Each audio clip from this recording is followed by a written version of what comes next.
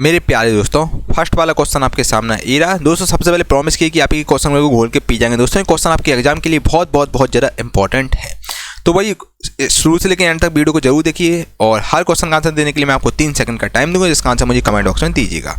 ठीक है, क्वेश्चन है आपका, निम्नलिखित कांग्रेसी नेताओं में से किसको भारत का महान वृद्ध व्यक्ति यानी grand old man of India कहते हैं? Grand old man of India के हम किसको कहते हैं? तो राइट आंसर दोस्तों हो जाएगा दादा भाई नेहरू जी के। दोस्तों हम लोग grand old man of India कहते हैं, भारत का सबसे वृद्ध पर्सन बोलते हैं। दोस्तों ये पिक है जो कि आपके दादा भाई नेहरू जी की पिक है, देख सकते हैं आप लोग। ठीक है भाई, अगला क्वेश्चन है आपका,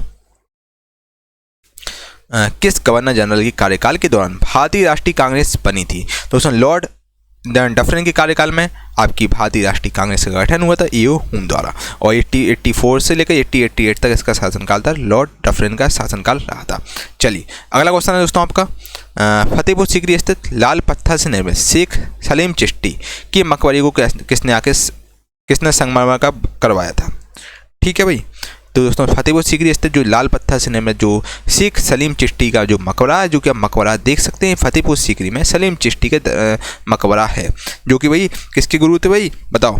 दोस्तों जहांगीर के गुरु थे, और जिसको आके जो शेख सलीम चिश्ती का जो मकबरा आके किसने संगमरमर से बनवाया था? तो जहांगीर ने इसको बढ़िया तरीके से संगमरमर से बनवाया था। ये फतेहपुर सीकरी जो कि आपकी आगरा से पास में ही स्थित, आगरा 10-12 किलोमीटर दूर स्थित फतेहपुर सीकरी, वहाँ पर बनवाया था। ठीक है, यहीं पर आपका दोस्तों बुलंद दरवाजा भी स्थित है।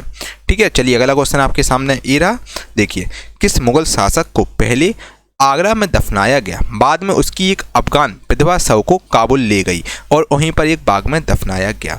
तो दोस्तों राइट आंसर आपका हो जाएगा बाबर। बाबर राइट आंसर हो जाएगा, ऑप्शन भाई बाबर को टिक कर लीजिए, आपका राइट आंसर है। ठीक है, बाबर दोस्तों मुगल वंश का संस्थापक था। शाहजहां ने निम्नलिखित में से किस शहर में मोती मस्जिद बनवाई? दोस्तों जो पिक है आप देख सकते हैं मोती मस्जिद की पिक है। ठीक है, मोती मस्जिद की पिक बनवाई, तो मोती मस्जिद की पिक है जो कि आप देख सकते हैं। तो मोती मस्जिद आखिर शाहजहां ने कहाँ पर बनवाई, जो कि बहुत ही शानदार बनी हुई है, और जो कि दोस्तों आगरा में दोस्तों शाहजहां द्वारा मोती मस्जिद बनवाई गई। ऑप्शन नंबर सी आगरा को टिक कर लीजिए, आपका राइट आंसर है, आपकी आगरा में मोती मस्जिद है। ठीक है, शाहजहां ने दोस्तों बेसिकली राजधानी शाहजहां की, जो शाहजहां जब राजा था तो उस समय दोस्तों राजधानी आपकी आगरा थी उसकी। ठीक है, तो उसमें आगरा ने उसने बहुत सारे उसने काम करवाए थे, और ताजमहल भी दोस्तों आपका आगरा में ही है। ठीक है, और भी बहुत सारी चीज़ें आगरा में आपकी हैं, लाल किला, बहुत सारी चीज़ें आपको आगरा को में देखने को मिल जाएंगी। किस मुगल बादशाह ने जजिया नामक कर पुनः लगाया था? तो दोस्तों जजिया टैक्स जो कि अकबर ने बंद कर दिया था, फिर दोबारा दोस्तों औरंगजेब ने लगाया था, जिसका कार्यकाल 6058 से लेकर 1707 तक रहा था। ठीक है, इसने दोस्तों फिर से जजिया टैक्स को लगा दिया था। तो option number C Aurangzeb right answer हो जाएगा। क्या आपको कोई दिक्कत है, कोई तकलीफ, कोई समस्या, किसी प्रकार का डाउट हो बताइएगा, आपके सारे डाउट बच्चा क्लियर कर दिए जाएंगे। सियाचिन ग्लेशियर भारत के किस राज्य में स्थित है? दोस्तों अगर हम सियाचिन ग्लेशियर की दोस्तों बात करें तो सियाचिन ग्लेशियर बच्चा कहाँ पर है? बच्चा सियाचिन ग्लेशियर के किस राज्य की बात करें, कुछ राज्य में केंद्र शासित प्रदेश की अगर बात करें बच्चा, आपकी सियाचिन ग्लेशियर ये है, ये आपका दोस्तों सियाचिन ग्लेशियर है। ठीक है, सियाचिन ग्लेशियर जहाँ पर सबसे ज़्यादा बर्फ़ जमती है, जिसमें हमारा इंडिया का, हमारा भारत का दोस्तों सियाचिन ग्लेशियर जहाँ पर अपना ठीक है, तो सियाचिन ग्लेशियर आपका भाई कहाँ पर स्थित है? ठीक है, इंडियन आर्मी लगी रहती है आपकी सियाचिन ग्लेशियर में, और यहाँ पर पूरा बहुत ही ज़्यादा बर्फ़, सबसे ज़्यादा बर्फ़ वाला इलाका आपका सियाचिन ग्लेशियर, जहाँ पर -40 डिग्री टेम्परेचर रहता है। ठीक है, तो ये आपका दोस्तों जो सियाचिन ग्लेशियर ये अपना भारत का पार्ट है, और ये आपका लद्दाख में है।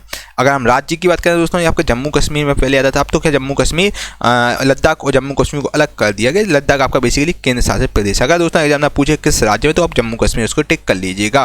ठीक है, तो दोस्तों ये आपका लद्दाख केंद्र शासित प्रदेश में आपका सियाचिन ग्लेशियर है, और जम्मू कश्मीर राज्य में। तो option number C Jammu Kashmir को ही टिक कर लीजिए, आपका राइट आंसर है विकल्प के अनुसार। ठीक है, यहाँ पर आपकी नुब्रा वैली, ये आपका लेह है, लद्दाख की राजधानी दोस्तों लेह है, ये आपका केंद्र शासित प्रदेश है। इसके दो बेसिकली इसके आपके 2 डिस्ट्रिक्ट हैं। ठीक है, और ये आपकी अक्साई चीन है दोस्तों, काफ़ी विवादित है, जहाँ पर भारत और चाइना का विवाद चलता है, और ये आपका गिलगिट है। ठीक है, जी आपका POK वाला इलाका है, पाक ऑक्यूपाइड कश्मीर है।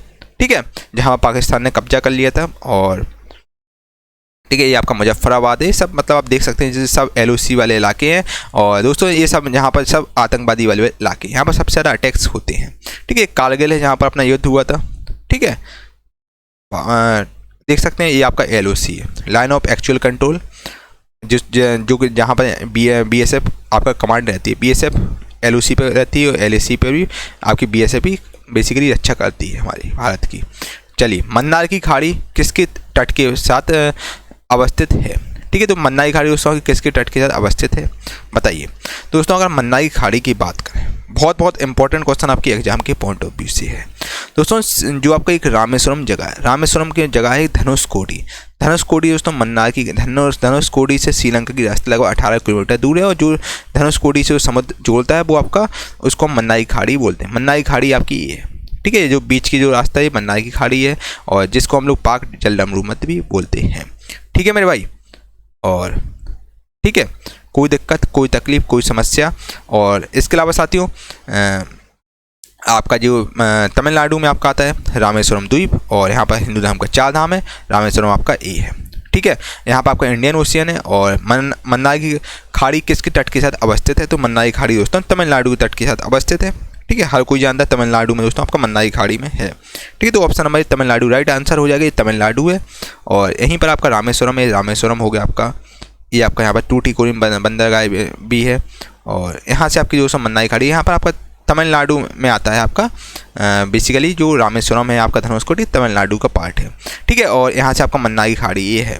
और इसके अलावा दोस्तों खैर, और यहाँ पर आपका दोस्तों बहुत ही शानदार है, आपका हिंद महासागर है। आपका हिंद महासागर आपका जाता है कहाँ पर? हिंद महासागर आपका जाता है भाई श्रीलंका की हो जाता है। उसी प्रकार दोस्तों आपका यहाँ से बंगाल की खाड़ी है आपकी। ठीक है, तमिलनाडु में दोस्तों आपकी बंगाली खाड़ी, कंफ्यूज बिल्कुल नहीं होना है। एक तरफ दोस्तों आपको यहाँ पर शांत समुद्र दिखेगा, एक तरफ आपको समुद्र बहुत तेज मिलेगा। बंगाली खाड़ी यहाँ आती है, यहाँ पर आपका मतलब हिंद महासागर, हिंद महासागर आपका ये है, और बंगाली खाड़ी यहाँ से आ रही है। तो आपका यहाँ से मतलब दोनों आपस में मिलते नहीं है पानी, है ना। तो बहुत शानदार जगह है, लास्ट लैंड ऑफ इंडिया है धनुषकोडी। तो ऑप्शन नंबर तमिलनाडु टिक कर लीजिए, आपका राइट आंसर है। कोरोमंडल समुद्री तट किस राज्य में स्थित है? जो दोस्तों कोरोमंडल जो समुद्री तट है आके किस राज्य में स्थित है? दोस्तों बताइए जल्दी से अपना उत्तर कमेंट बॉक्स में बताइए। तो दोस्तों ये आपका कोरोमंडल तट है, ये आके कौन से राज्य में स्थित है? तो आपका तमिलनाडु राज्य में स्थित है कोरोमंडल तट। और ठीक है, ये आपका जो तट है वो कोरोमंडल तट है, ये आपका दोस्तों मालाबार तट है, याद रखिए दोस्तों मालाबार तट है। और ये आपका दोस्तों कोंकण तट है, जो कि आपका बेसिकली गुजरात हुआ आपका, और ये सब ठीक है, तो आपका महाराष्ट्र वाले इलाके को कवर करता है। ये आपका पश्चिमी घाट है, ये आपका पूर्वी घाट है। यहाँ से दोस्तों आपका मानसून, आपका सबसे पहले मानसून मालाबार तट से स्टार्ट होता है, फिर आपका कोरोमंडल तट में बंगाली खाड़ी में पानी में मानसून मिल जाता है। ठीक है, तो आपका कोरोमंडल तट दोस्तों ये आपका तमिलनाडु में है। तो ऑप्शन नंबर सी आपका राइट आंसर हो जाएगा। ठीक है, तो आपका ये सब कोरोमंडल तट का पार्ट है तमिलनाडु। ठीक है, यहाँ पर नीलगिरी पहाड़ी आपकी है, यहाँ पर आपके बहुत ज़्यादा इलायची वगैरह होती है, मसाले वगैरह भी बहुत ज़्यादा होते हैं। ये आपका पश्चिमी घाट है, पूर्वी घाट है, ये आपका महेंद्रगिरी पर्वत है, ये आपका सह्याद्री पर्वत है। ठीक है, ये आपकी बंगाल की खाड़ी, यहाँ केरला में दोस्तों आपकी बंगाली खाड़ी है। इन जगहों पर आपकी बंगाली खाड़ी, फिर आपका यहाँ पर बंगाल का यहाँ पर आपका अरब सागर है, और केरल में आपका अरब सागर वगैरह है, और यहाँ पर आपकी बंगाल की खाड़ी है। ठीक है, और एक जो कन्याकुमारी जगह है, कन्याकुमारी दोस्तों आपका बेसिकली अरब सागर, बंगाली खाड़ी और आपका बेसिकली जो हिंद महासागर, इन तीनों का मिलन है। ठीक है, चलिए, कौन सा राज्य उत्तरी पूर्वी राज्य की 7 बहनों 7 सिस्टर का भाग नहीं है? दोस्तों अगर हम 7 सिस्टर की बात करें तो 7 सिस्टर आपके भारत के नक्शे के ये वाले जो पार्ट सब है, मतलब ये सब आपके 7 सिस्टर में आते हैं, 7 बहनें। मतलब इनमें 7 सिस्टर दोस्तों हम इसको इसलिए बोलते हैं क्योंकि इनका एक हिसाब से कल्चर वगैरह सब कुछ, इनकी भाषा वगैरह एक समान होती हैं। ठीक है, तो इसलिए हम इनको 7 सिस्टर बोलते हैं। ठीक है, चलिए, और इसके अलावा दोस्तों अरुणाचल प्रदेश, असम, मेघालय, त्रिपुरा, मिजोरम, मणिपुर, नागालैंड, ये सब आपके 7 सिस्टर में आते हैं। और सिक्किम की अगर बात करें, सिक्किम दोस्तों अगर पूर्वोत्तर का एग्जाम पूछेगा पूर्वोत्तर कितने राज्य हैं, पूर्वोत्तर में दोस्तों आपके 8 राज्य हैं। ठीक है, 7 सिस्टर आपकी ये 7 होती हैं। ठीक है, तो राइट आंसर आपका क्या हो जाएगा? बिल्कुल सही, बिल्कुल सही, क्या बात है भाई, अब भी नहीं बता पाओगे। Right answer option number B हो जाएगा, पश्चिम बंगाल। दोस्तों पश्चिम बंगाल आपका राइट आंसर हो जाएगा। पश्चिम बंगाल आपका 7 सिस्टर में नहीं आता है। पश्चिम बंगाल की राजधानी दोस्तों कोलकाता है। चलिए, ये सब आपके 7 सिस्टर होते हैं जो कि मैंने आपको बता दिए। दोस्तों कंटेंट बनाने में बहुत ज़्यादा मेहनत लग रही है, तो सपोर्ट जरूर करें। वीडियो को फटाफट से लाइक कीजिएगा, सो दैट मैं आपके डेली बेसिस पे आप लोगों के लिए ऐसे ही वीडियो लाता रहूँ।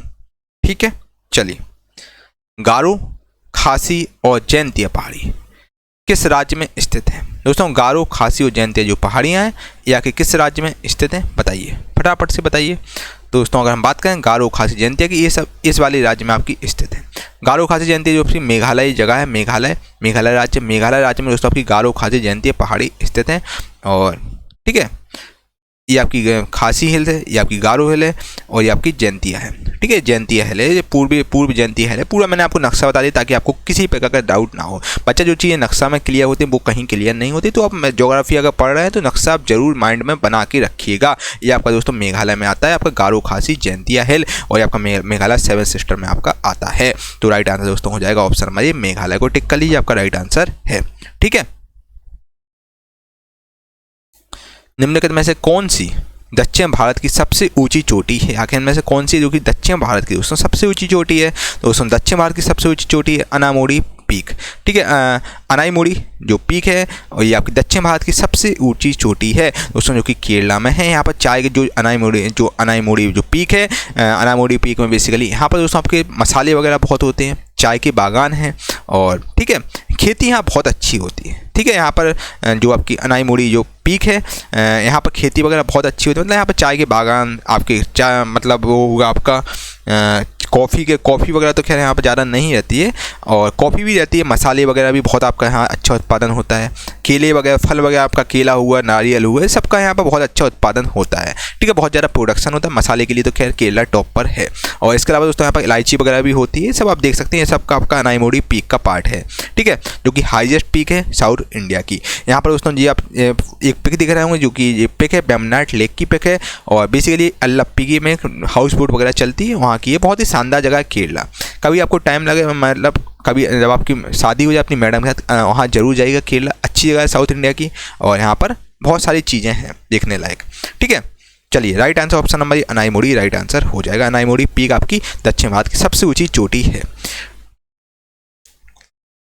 मेरे प्यारे दोस्तों, अगर अभी तक आपने हमारी ल्यूसेंट जीके की टॉप 1000 चैप्टर वाइज प्रश्न की ई बुक नहीं ली है तो साथियों मैं आपको सजेस्ट करूंगा बड़े भाई की तरह कि दोस्तों इस ई बुक को आप ले लीजिए, जो कि वन ऑफ द बेस्ट आपके एग्जाम के लिए रहेगी। क्योंकि दोस्तों इसमें सारे क्वेश्चन चैप्टर वाइज हैं, बिल्कुल सिस्टमेटिक, जैसे क्लास में आपको कंटेंट फोटो के पिक्चर के फॉर्मेट में कराता हूँ, वैसे ही दोस्तों इस ई बुक में सेम वही कंटेंट आपको मिलेगा। लेकिन दोस्तों इस ई बुक में आपको सारा कंटेंट चैप्टर वाइज मिलेगा। चैप्टर वाइज दोस्तों मतलब आपको बिल्कुल सिस्टमेटिकली रूप में मिलेगा। एंशिएंट, फिर मेडिवल, फिर मॉडर्न, मतलब आपको जैसे आपके टेक्स्ट बुक में रहता है वैसी कंटेंट, और सारे सब में फोटो मिलेंगे, लगभग 1000 फोटो आपको इसमें सब में मिलेंगी।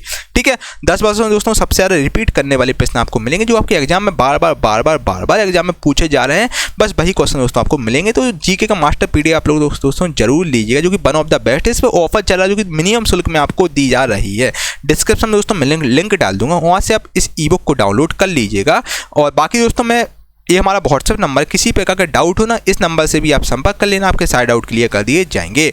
ठीक है दोस्तों, इस ई बुक को आप लोग जरूर परचेज कीजिए, कि वन ऑफ द बेस्ट। आप किसी भी एग्जाम की तैयारी कर रहे हो, एसएससी हुआ, रेलवे हो, किसी भी एग्जाम की तैयारी कर जिसमें जीके आता हो, तो उन सब के लिए दोस्तों ई बुक बहुत इंपॉर्टेंट, क्योंकि दोस्तों एग्जाम में मोस्टली क्वेश्चन आपको इसी ई बुक से मिलेंगे। पिक्चर दोस्तों हमें चीज़ें हमेशा लॉन्ग टर्म के लिए याद रहती है। जैसे मैं केरला का कोई आंसर रहेगा तो मैं प्रॉपर बिल्कुल अच्छे से मैंने मैप के माध्यम से समझाया, ताकि आपको दोस्तों एक साथ 5 क्वेश्चन तैयार हो जाए, है ना। मैप से दोस्तों हमें माइंड मैप से हमेशा चीज़ें याद रहती है, हम कभी नहीं भूलते हैं। तो इस ई बुक को आप लोग जरूर परचेज कीजिएगा।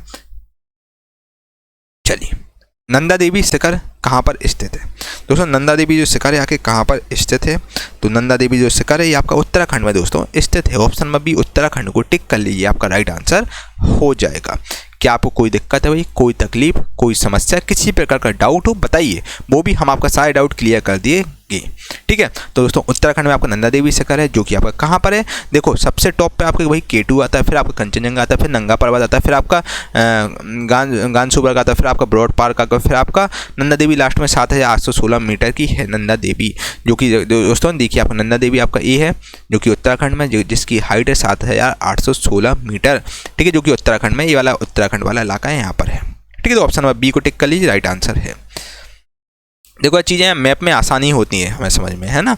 तो आप देख सकते हैं, स्क्रीनशॉट वगैरह भी कैप्चर कर लीजिएगा। बाकी मैं इसका पीडीएफ भी डाल दूंगा एप्लीकेशन पर, गुरुकुल प्लस की ऑफिशियल ऐप पर, वहाँ पर भी आपको इसका मिल जाएगा। दोस्तों मैं आपको सजेस्ट करूँगा, बार बार सजेस्ट करूँगा, टॉप 1000 क्वेश्चन का हमारा पीडीएफ, उसको आप जरूर परचेज कीजिएगा। जो ई बुक है, जो कि बहुत ही शानदार ई बुक है, जिसमें सारे क्वेश्चन आपको चैप्टर वाइज दिए गए हैं। ठीक है, इसको आप ले सकते हैं। One of the best E book है आप लोगों के लिए रहेगी। इसमें आपको दोस्तों इमेज से चीज़ें हमें बहुत आसानी से याद हो जाती हैं, इसको हम कभी नहीं भूलते हैं। तो दोस्तों इमेज और सारे सिलेक्टेड क्वेश्चन जो आपके एग्जाम में बार बार पूछे गए वही इसमें रखे गए हैं ई बुक में। ठीक है, चलिए अगला क्वेश्चन है, जोजिला दर्रा जोड़ता है। जोजिला दर्रा दोस्तों आके किसको जोड़ता है? तो जोजिला दर्रा दोस्तों बेसिकली बिल्कुल सही राइट आंसर हो जाएगा, श्रीनगर और लेह को जोजिला दर्रा जोड़ता है। श्रीनगर जो आपका बेसिकली श्रीनगर से लेह की रास्ता जाती है जोजिला दर्रा, जो श्रीनगर और लेह को जोजिला दर्रा आपका जोड़ता है। अगर हम दोस्तों जम्मू कश्मीर, ये आपका जम्मू कश्मीर में स्थित है जोजिला दर्रा। दोस्तों जम्मू कश्मीर में आपके 5 दर्रा स्थित हैं, जोजिला दर्रा, पीर पंजल, काराकोरम दर्रा और बनिहाल बोजिल दर्रा, ये सब आपके जम्मू कश्मीर में। हिमाचल में रोहतांग दर्रा, सिपकला दर्रा और आपका बड़ा लाचा दर्रा, और अरुणाचल प्रदेश में नीति धर्मा माना। ठीक है, और ये आपके सब बेसिकली उत्तराखंड में स्थित है। और इसके अलावा दोस्तों यहाँ पर अरुणाचल प्रदेश में आप देख सकते हैं, और सिक्किम में दोस्तों नाथुला दर्रा स्थित है, ये आपका सिक्किम में यहाँ पर आपका नाथुला दर्रा और जयलेपला दर्रा है। ठीक है, तो ऑप्शन नंबर आपका ये श्रीनगर और लेह राइट आंसर हो जाएगा। श्रीनगर और लेह को ये कनेक्ट करता है आपका जोजिला दर्रा। याद रखिए, बहुत इंपॉर्टेंट क्वेश्चन आपके एग्जाम के पॉइंट ऑफ व्यू से, वेरी मोस्ट इंपॉर्टेंट है, याद रखिए मेरे भाई। चलिए अगला क्वेश्चन है आपका, देखिए नाथुला दर्रा किस राज्य में स्थित है? दोस्तों नाथुला दर्रा की अगर हम बात करें, नाथुला दर्रा दोस्तों ये है। ठीक है, सिक्किम में स्थित है नाथुला दर्रा। ठीक है, तो option number C Sikkim right answer हो जाएगा। ठीक है, चलिए भारत का सबसे ऊंचा नदी बांध कौन सा है? दोस्तों आप जो पिक में देख रहे होंगे, भारत का सबसे ऊंचा नदी बांध है, जो कि दोस्तों टेहरी बांध है, जो कि उत्तराखंड में स्थित है। पौड़ी गढ़वाल रीजन में आपका स्थित है टेहरी बांध, एक ही दोस्तों जो सबसे ऊंचा नदी बांध है। ठीक है, सबसे ऊंचाई पर है क्योंकि उत्तराखंड आपका ऊंचाई पर है। ठीक है, तो ऑप्शन नंबर है आपका डी हो जाएगा, टेहरी बांध। चलिए अगला क्वेश्चन आपका, भारत और पाकिस्तान के बीच चलने वाली रेलगाड़ी का नाम क्या है? दोस्तों ये जो ट्रेन है आप देख रहे होंगे, ये अटारी से लाहौर तक चलती, खैर अब बंद हो गई है, पहले चलती थी। तो ठीक है, जब से दोस्तों जो आपका मेन मैटर हुआ, जब से मतलब बेसिकली जब से आपका आर्टिकल 370 लगा है, तो जब से आपका ये सब हो गया है। ठीक है भाई, तो आपकी ट्रेन बंद हो गई है। ठीक है, जब से आपका आर्टिकल 370 हटा, तब से आपकी ये बंद हो गई है ट्रेन। अब आपकी 2019 से बेसिकली चलना बंद होगी, पहले चलती थी आपकी। ठीक है, तो अटारी से लाहौर तक जाती थी आपकी ये। ठीक है, तो आपकी भारत और पाकिस्तान के बीच चलने वाली रेलगाड़ी का नाम है, जो कि आपका समझौता एक्सप्रेस है। ठीक है, तो ऑप्शन नंबर बी समझौता एक्सप्रेस राइट आंसर हो जाएगा। ठीक है, चलिए भारतीय रेल को कितने क्षेत्रों में विभक्त किया गया है? दोस्तों भारतीय रेल को कितने क्षेत्रों में बांटा गया है? दोस्तों भारतीय रेल के बेसिकली 18 जोन है। 18 जोन है भारतीय इंडियन रेलवे के, 18 जोन है। Option number D 18 right answer है। ठीक है, और दोस्तों अगर पहले जोन की बात करें, उत्तरी रेलवे, फिर उत्तरी मध्य प्रयागराज है, फिर आपका देख सकते हैं आप पूरी इमेज है जो कि मैंने आपको दिखा दी है। ठीक है, और दोस्तों 4 जोन है, 2 जोन आपके मुंबई में है और 2 जोन आपके कोलकाता में है। ठीक है, तो दोस्तों टोटल आपके 18 जोन हैं इंडियन रेलवे की। याद रखिएगा, बहुत इंपॉर्टेंट क्वेश्चन आपके एग्जाम के पॉइंट ऑफ व्यू से है। ठीक है, चलिए दक्षिण पश्चिम रेलवे SWR का मुख्यालय के कहाँ पर स्थित है? दोस्तों दक्षिण पश्चिम रेलवे यानी कि SWR का मुख्यालय आखिर कहाँ पर है? तो SWR का दोस्तों मुख्यालय है, जो कि आपका मतलब आपका बिल्कुल सही राइट आंसर हो जाएगा, हुबली में स्थित है दोस्तों आपका। और दक्षिण पश्चिम रेलवे ये आपका यहाँ पर हुबली है, यहाँ पर आपका स्थित है SWR का मुख्यालय। ठीक है, ऑप्शन नंबर बी हुबली को टिक कर लीजिए, आपका राइट आंसर है। चलिए पूर्व मध्य रेलवे का मुख्यालय आखिर कहाँ पर स्थित है? दोस्तों जो पूर्व मध्य रेलवे है उसका मुख्यालय आखिर कहाँ पर है? तो पूर्व मध्य जो रेलवे है उसका मुख्यालय आपका बिल्कुल सही राइट आंसर हो जाएगा हाजीपुर में दोस्तों आपका पूर्व मध्य रेलवे का मुख्यालय स्थित है। ठीक है, तो दोस्तों देखिए इमेज से आप देख रहे होंगे, मैप से मैं आपको चीज़ें समझा रहा हूँ, तो आपको चीज़ें याद हो रही हैं, माइंड में आपको चीज़ें मेकअप हो रही हैं। तो आप देखिए 18 जो मुख्यालय जो कि आप देख सकते हैं, जिसका मैं इमेज आपके पास लाया हूँ, इसको आप याद कर लीजिए, बहुत इंपॉर्टेंट आपके एग्जाम के लिए है। दोस्तों हाजीपुर में आपका पूर्व मध्य रेलवे का मुख्यालय स्थित है। ठीक है, चलिए ऑप्शन नंबर अगले क्वेश्चन में चलें बिना देर किए हुए। चलिए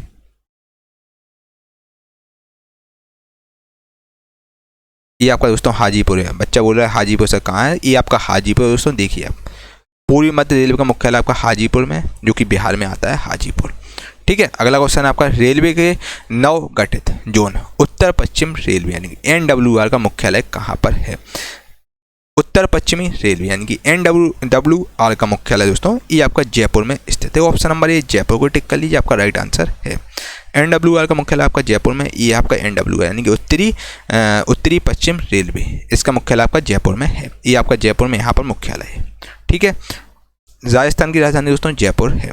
भारत के रेल मंत्रालय की बुलेट ट्रेन चलाने की योजना है। भारत के रेल मंत्रालय की बुलेट ट्रेन चलाने की योजना कौन कौन से मतलब कहाँ से रेल मंत्रालय बुलेट ट्रेन चलाएगा? तो दोस्तों मुंबई से अहमदाबाद के बीच बुलेट ट्रेन चलाने की योजना है रेल मंत्रालय की। ये बुलेट ट्रेन की आप इमेज देख सकते हैं, ये सैंपल इमेज है जो कि आप देख सकते हैं, जो कि मुंबई से अहमदाबाद के बीच पहले चलाई जाएगी। ठीक है, तो ऑप्शन नंबर ये राइट आंसर आपका हो जाएगा।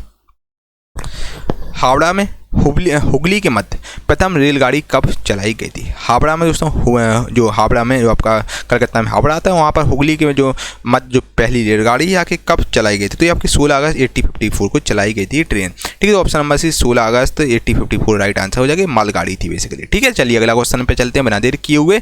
पिछले 4 दशकों में माल परिवहन में सड़क परिवहन का हिस्सा कितना है? दोस्तों अगर पिछले 4 दशक की हम लोग बात करें तो माल परिवहन में दोस्तों सड़क परिवहन का आखिर हिस्सा कम हुआ है, बढ़ा है। तो दोस्तों माल के लिए जो माल है वो सब आपके सड़क परिवहन से ही मोस्टली जाता है, तो ये बढ़ा है आपका ग्राफ। ठीक है, तो ऑप्शन में भी बढ़ा आपका राइट आंसर हो जाएगा। ठीक है, ये आपका इंक्रीज हुआ है एक ग्राफ। ठीक है, ट्रांसपोर्टेशन आपका सबसे ज़्यादा रोड से होता है। ठीक है, जो भी माल वगैरह होते हैं अपने जो कि गुड्स वगैरह होते हैं वो सब आपके रोड से ही जाते हैं। चलिए अगला क्वेश्चन है आपका साथियों 25 वाला क्वेश्चन है। राष्ट्रीय राजमार्ग विकास परियोजना के तहत प्रस्तावित स्वर्णिम चतुर्भुज की योजना में मार्ग में कौन सा शहर नहीं है? जो स्वर्णिम चतुर्भुज योजना है जो कि 4 महानगरों को कनेक्ट कर, जो कि दिल्ली से मुंबई से लेकर चेन्नई को हाईवे, और चेन्नई से कोलकाता, और फिर कोलकाता दिल्ली, यानी कि 4 यानी ये आपका चतुर्भुज बनाती है योजना। इनमें से आके कौन सा शहर बच्चा नहीं है? ठीक है, तो इसमें आपका बच्चा बिल्कुल सही बताइए, जल्दी से अपना उत्तर कमेंट बॉक्स में बताइए। तो स्वर्णिम चतुर्भुज योजना में ये सब आपके स्टेट कनेक्ट मतलब जगहें कनेक्ट करेगा, ये हाईवे ये सब कनेक्ट करेगा। ठीक है, तो आपका बेसिकली आखिर इसमें कौन सा आपका स्टेट नहीं है, कौन सा शहर नहीं है? ठीक है, इन सब शहरों को आपका स्वर्णिम चतुर्भुज जो रास्ते में जो आपके शहर पड़ेंगे उनको सब कनेक्ट करेगा। ठीक है, तो ये आपका NH मतलब बेसिकली केंद्र सरकार की स्कीम है। ठीक है, और चलिए बिल्कुल सही राइट आंसर आपका हो जाएगा दोस्तों। लखनऊ को ये कनेक्ट नहीं कर, लखनऊ नहीं जोड़ेगा इससे। ठीक है, तो ऑप्शन नंबर लखनऊ आपका राइट आंसर हो जाएगा। बाकी जयपुर हुआ, ये आपका जयपुर को कनेक्ट करते हुए जाएगा। जयपुर हुआ आपका, ये सब कनेक्ट होते हुए जाएगा। विजयवाड़ा, बेलगांव, ये सबको कनेक्ट करेगा, जबकि आपका लखनऊ इसमें नहीं होगा। ठीक है, चलिए निम्नलिखित में से कौन सा नगर स्वर्णिम चतुर्भुज पर नहीं? आखिर में से कौन सा नगर है दोस्तों जो कि स्वर्णिम चतुर्भुज योजना के तहत नहीं आता है? तो ऑप्शन बताइए इनमें से आखिर कौन सा ऑप्शन सही होगा। देखिए मैंने सब शहर तो आपको खैर बता ही दिए, ये सब आपके शहर इसमें कनेक्ट होंगे। पुणे हुए आपका बेंगलोर, ये सब आपके स्वर्णिम चतुर्भुज योजना के तहत हो जाए। विजयवाड़ा होगा भुवनेश्वर, ये सब जो रास्ते में जगह पड़ती जाएंगी वो सब कनेक्ट होते जाएंगे। ठीक है, तो राइट आंसर आपका हो जाएगा बिल्कुल सही, ऑप्शन नंबर बी हो जाएगा जबलपुर। जबलपुर राइट आंसर हो जाएगा। जबलपुर दोस्तों आपका स्वर्णिम चतुर्भुज योजना पर नहीं है। ठीक है, तो जबलपुर आपका नहीं है, जबलपुर आपका MP में आता है, ये आपका स्वर्णिम चतुर्भुज योजना में नहीं आएगा। ठीक है भाई, चलिए ये आपका यहाँ पड़ेगा जबलपुर। ठीक है, चलिए अगले क्वेश्चन में चलते बिना देर किए हुए। और कौन सी राष्ट्रीय राजमार्ग नागपुर को कन्याकुमारी से जोड़ता है? कौन सा राष्ट्रीय राजमार्ग है दोस्तों जो नागपुर को कन्याकुमारी से कनेक्ट करता है? ठीक है, तो ये आपका बताइए भाई कौन सा राजमार्ग है जो कि नागपुर को आपका बेसिकली नागपुर को कन्याकुमारी से कनेक्ट करता है? तो वो आपका हाईवे NH7 आप देख सकते हैं दोस्तों, बनारसी से लेकर आपका कन्याकुमारी तक जाता है। ठीक है, तो ये बनारस से लेकर कन्याकुमारी तक जाता है। ये आपका नागपुर, ये आपका नागपुर है, और इसी रूट पर बनारस होते हुए आपका जबलपुर हुआ, नागपुर होते हुए हैदराबाद से आपका ये सब होते हुए दोस्तों आपके कन्याकुमारी तक जाएगा। ठीक है, बनारस से कन्याकुमारी तक ही जाता है। कन्याकुमारी आपका सबसे दक्षिणतम पॉइंट है। ठीक है, दक्षिणतम लैंड है, और जो कि आपका NH ये आपका जो पिक है NH7 की है। ठीक है, ऑप्शन में भी NH7 इसका राइट आंसर हो जाएगा। जी आपको सब 200 मैप से ही चीज़ें याद होंगी, वरना आप भूल जाओगे, है ना। तो मैप से आप जरूर चीज़ें देखिएगा, जब आप कोई चीज़ याद करें तो मैप रख लीजिएगा, इससे आपको पूरा माइंड में मैप बन जाएगा, तो आपको फिर कभी दिक्कत नहीं होगी। उत्तर दक्षिण गलियारा परियोजना किन्हें आपस में जोड़ेगी? जो उत्तर दक्षिण गलियारा जो परियोजना आखिर इनमें से किसको जोड़ेगी? ठीक है, तो राइट आंसर आपका हो जाएगा ऑप्शन नंबर सी, श्रीनगर को कन्याकुमारी से जोड़ेगी। इसका बेसिकली सरकार का मेन मोटिव है। ठीक है, श्रीनगर को कन्याकुमारी से कनेक्ट करेगी आपका उत्तर दक्षिण गलियारा परियोजना। श्रीनगर आपका ये श्रीनगर से लेकर कन्याकुमारी तक आपका कनेक्ट करेगी, जिसका योजना का नाम है दोस्तों उत्तर दक्षिण गलियारा परियोजना। उत्तर से लेकर आपका दक्षिण को जोड़ना, एक ही मतलब हाईवे से। ठीक है, तो राइट आंसर आपका option number C right answer हो जाएगा। ये आपका दोस्तों जो ईस्टर्न EW कॉरिडोर है, ये आपका यहाँ से होकर गुजरात होते हुए यहाँ तक जाएगा। ठीक है, तो ये सब चीज़ें हैं, देख सकते हैं आप। चलिए, राष्ट्रीय विकास परिषद में शामिल नहीं होता। आखिर इनमें से राष्ट्रीय विकास परिषद में शामिल कौन नहीं होता? तो नेशनल डेवलपमेंट काउंसिल में आके कौन शामिल नहीं होता? दोस्तों ये आप जो लोगो है, ये आपका नेशनल डेवलपमेंट काउंसिल का लोगो है। ठीक है, तो इसमें आपका बिल्कुल सही वित्त आयोग के सदस्य इसमें शामिल नहीं होते, बाकी सब शामिल होते हैं। चलिए, भारत में वित्त आयोग के गठन का प्रावधान संविधान के किस अनुच्छेद में वर्णित है? दोस्तों भारत में आके वित्त आयोग के जो गठन का प्रावधान है, जो वित्त आयोग के जो गठन करने का जो प्रावधान आगे संविधान किस अनुच्छेद में आता है? तो वो आपका आर्टिकल बिल्कुल सही आर्टिकल 280 के तहत दोस्तों वित्त आयोग के गठन का आता है। ठीक है, जिसमें वित्त आयोग का गठन होता है आर्टिकल 280। ठीक है, जो इंपॉर्टेंट आर्टिकल थे वो मैंने आपको सब बता दिए, देख सकते हैं आप जो इमेज में। आर्टिकल आपका 280 राइट आंसर हो जाएगा। ऑप्शन नंबर बी को टिक कर लीजिए, आपका राइट आंसर है। भारतीय चमड़े का सर्वाधिक निर्यात किसको किया जाता है? भारतीय चमड़े का सर्वाधिक निर्यात आखिर कहाँ पर किया जाता है? तो भारतीय जो चमड़ा है, जो भारतीय चमड़े का सर्वाधिक निर्यात इंग्लैंड में होता है। तो option number C England right answer हो जाएगा। ठीक है, चलिए, किसके निर्यात से भारत की निर्यात आय में सर्वाधिक योगदान होता है? आखिर किसके निर्यात से भारत की निर्यात आय में सर्वाधिक योगदान होता है? तो ये आपका योगदान सोने के से होता है। तो राइट आंसर हो जाएगा आपका ऑप्शन नंबर बी रत्न और आभूषण से होता है। ठीक है, चलिए ऑप्शन नंबर बी को टिक कर लीजिए, आपका राइट आंसर है। चलिए, भारत के किस नकदी फसल से निर्यात के द्वारा अधिकतम विदेशी मुद्रा की आय प्राप्त होती है? आखिर भारत की कौन सी नकदी फसल से निर्यात के द्वारा हम निर्यात करते हैं, तो उसके द्वारा भेजते हैं, उसके द्वारा अधिकतम विदेशी मुद्रा की हमें आय प्राप्त होती है, यानी विदेशी मुद्रा हमें किस चीज़ से मिलता है? दोस्तों राइट आंसर आपका हो जाएगा। दोस्तों पिक में देख रहे होंगे, ये हमारे भारत में भर की होती है चाय के बागान बहुत हैं, आपके केरला में हुए, आपके असम में हुए, और भी बहुत जगह आपकी दार्जिलिंग में, इन सब जगहों पर चाय के बागान हैं। ठीक है, भारत में चाय बहुत ज़्यादा होती है, तो हम चाय विदेश में भेजते हैं तो हमें विदेशी मुद्रा मिलती है। ठीक है, तो राइट आंसर आपका हो जाएगा ऑप्शन नंबर सी चाय को टिक कर लीजिए, आपका राइट आंसर है। रोज़ सुबह 90% लोग रोज़ सुबह ब्रश करेंगे या ना करें, लेकिन चाय पहले चाहिए उन्हें। ठीक है, तो right answer option number C chai right answer हो जाएगा। भारत के निर्यात की वस्तु है, भारत के निर्यात की वस्तु वो कौन है? वो चाय है आपके। ठीक है, तो ऑप्शन नंबर सी को टिक कर लीजिए, आपका राइट आंसर है। ठीक है, किस क्षेत्र के निर्यात मूल्यों ने विगत वर्षों में निर्यात व्यापार में सर्वाधिक योगदान दिया? दोस्तों ये क्वेश्चन बहुत इंपॉर्टेंट क्वेश्चन आपके एग्जाम के पॉइंट ऑफ व्यू से है। ठीक है, तो दोस्तों आप ये फैक्ट्री देख सकते हैं, ये सब फैक्ट्री जो टेक्सटाइल इंडस्ट्री है, इसका बहुत बड़ा अहम योगदान है। Option number textile industry right answer आपका हो जाएगा। टेक्सटाइल जो क्षेत्र है, इसके निर्यात मूल्यों ने विगत वर्षों में दोस्तों बहुत ज़्यादा व्यापार में योगदान दिया है। ठीक है, बहुत ज़्यादा मतलब भेजा जाता है टेक्सटाइल विदेशों में। ठीक है,